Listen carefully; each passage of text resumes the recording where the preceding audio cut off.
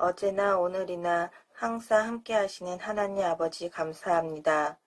세상에 없던 코로나로 인해 우리가 비대면으로 예배를 드린 지 어느새 1년이 되었습니다. 하루빨리 코로나의 세상에서 해방되게 해주시고 우리 친구들 마스크 없이 웃고 이야기할 수 있는 날이 올 수 있게 도와주세요. 비대면으로 예배를 드리면서 우리의 신앙이 지치지 않게 도와주세요. 서영수 목사님의 말씀에 집중하게 하시고 그 말씀이 우리 마음의 빛과 소금이 될 수 있게 도와주세요. 코로나와 추운 날씨에 움츠리지 않게 해주시고 건강 또한 지켜주시옵시며 거룩하신 예수님의 이름으로 기도드립니다. 아멘. 아동부 친구들 한 주간도 잘 지냈나요? 네, 날씨가 이제 많이 따뜻해지는 것 같습니다. 날씨가 따뜻해지는 것처럼 우리 또 아동부 친구들과 같이 만나서 예배 드릴 수 있는 날이 금방 올 것 같은 그러한 기대감을 가지게 됩니다. 자, 그러한 기대감을 가지고 또 방학인 친구들도 많이 있을 텐데 또 오늘 이 시간에 또 여러 가지 기쁜 마음, 감사의 마음을 가지고 한번 또 말씀의 세계 속으로 같이 한번 들어가 보도록 하겠습니다. 자, 오늘도 목사님하고 같이 짧은 시간이지만 하나님의 말씀을 나눌 건데요. 오늘은 예수님의 고난을 기억해요 라는 제목으로 하나님의 말씀을 같이 나누도록 하겠습니다. 자, 먼저 오늘 읽을 그 본문의 말씀은 고린도전서 11장 24절에서 26절까지의 말씀인데요. 조금 길어서 지금 옆에 보시는 것처럼 이게 좀 요약을 했습니다. 자, 우리 요약되어 있는 말씀을 같이 한번 읽어보도록 하겠습니다. 축사하시고 떼어 이르시되 이것은 너희를 위하는 내 몸이니 이것을 행하여 나를 기념하라.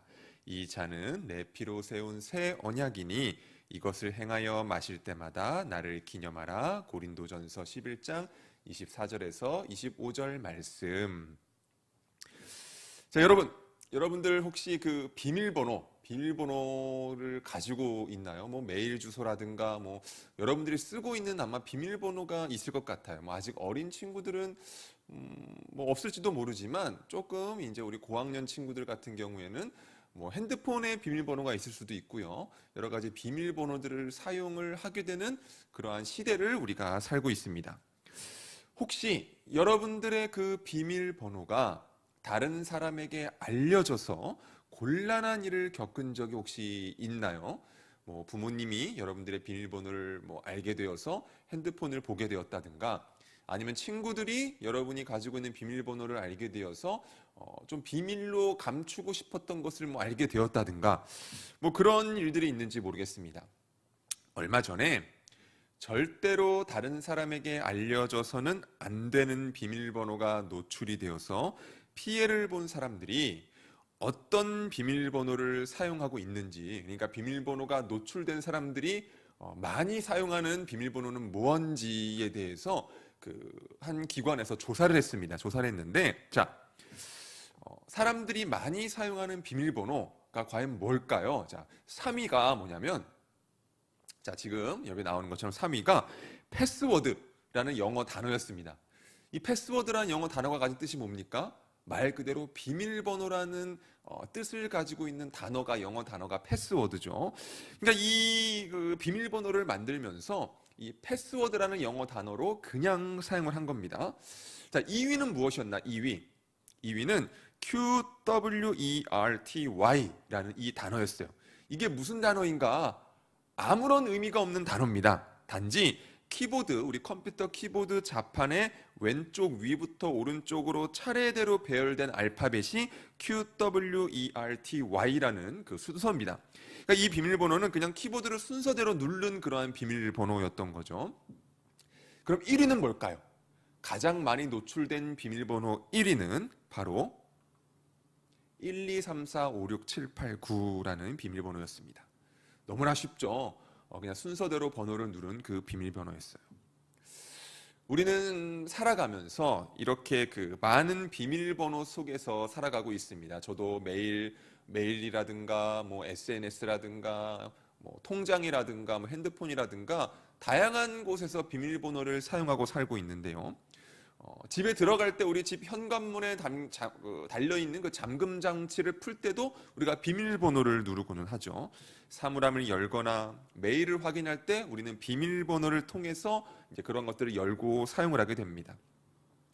이처럼 비밀번호가 사용되는 곳이 매우 많고 또 비밀번호를 만들 때 다양한 숫자와 또 기호를 합쳐서 만들어야 하기 때문에 우리가 이렇게 만들어진 많은 어떤 사용하는 비밀번호를 기억하는 것은 쉬운 일이 아닌 것 같습니다.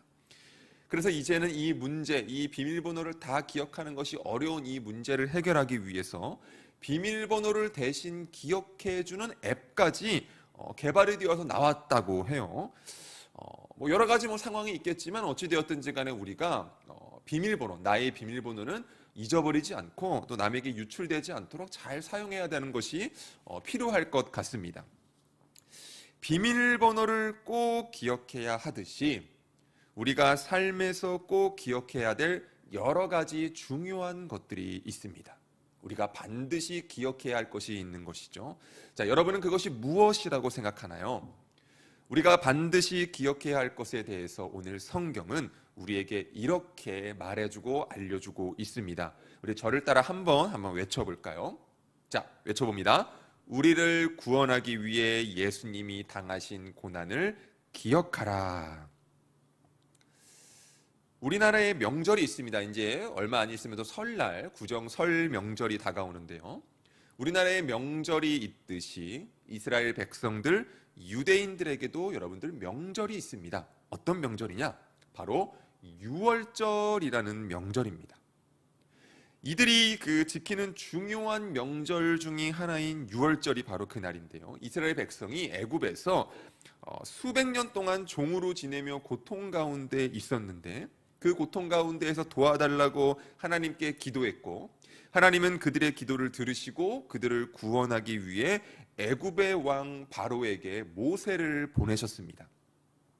모세는 바로에게 이스라엘 백성이 애굽을 떠날 수 있도록 허락하라라고 말했지만 마음이 굳은 바로는 이스라엘 백성을 보내지 않았습니다.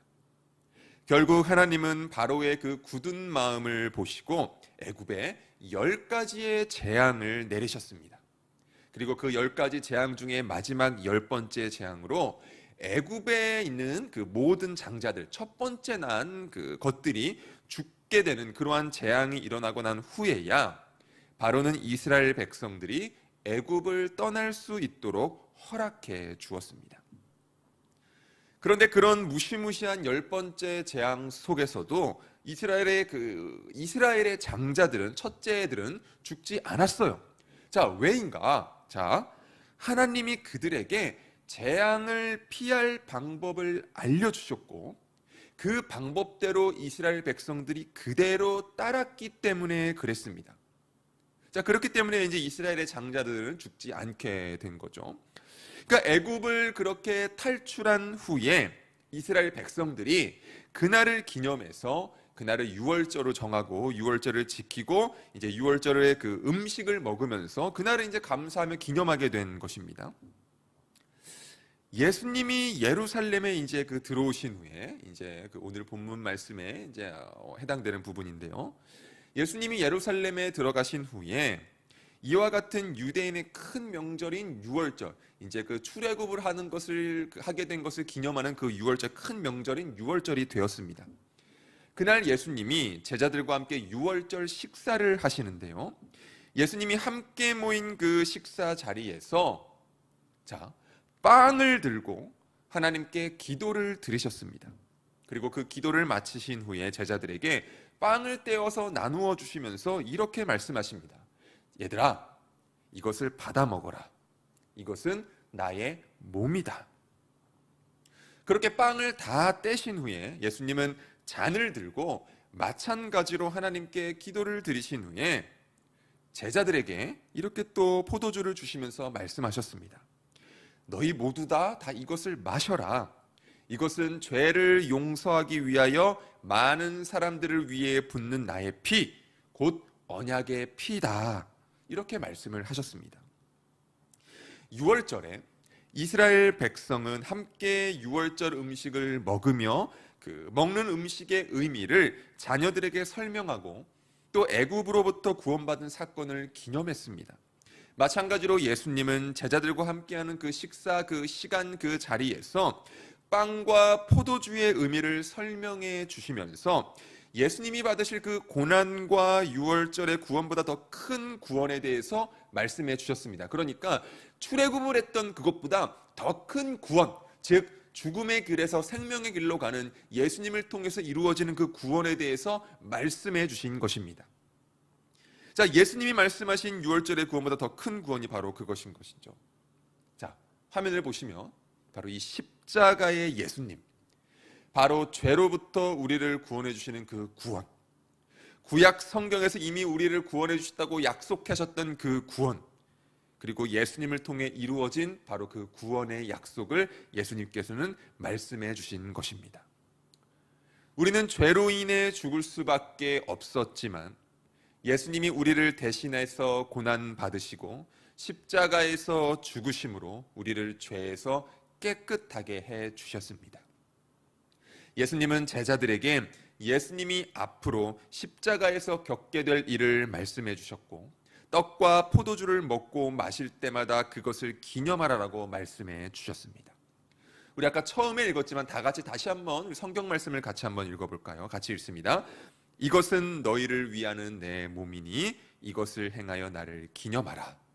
또 이 잔은 내 피로 세운 새 언약이니 이것을 행하여 마실 때마다 나를 기념하라.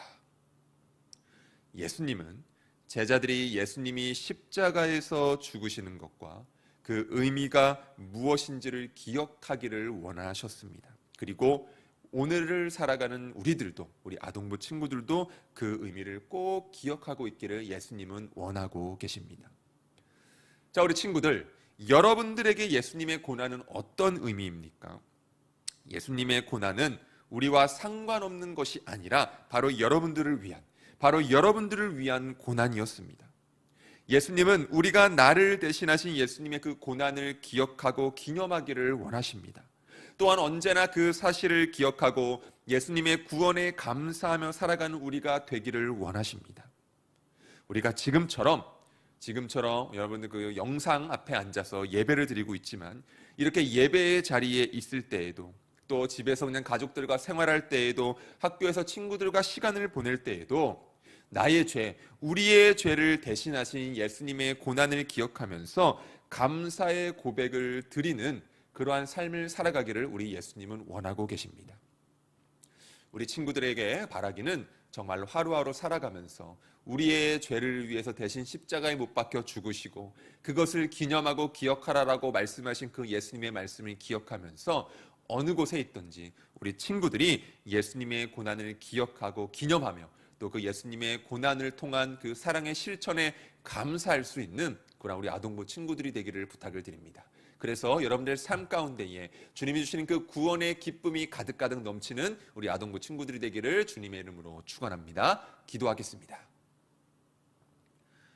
하나님 감사합니다. 오늘 이 시간 우리 아동부 친구들과 예수님의 고난을 기억하고 기념하는 것에 대해서 함께 말씀을 나누었습니다.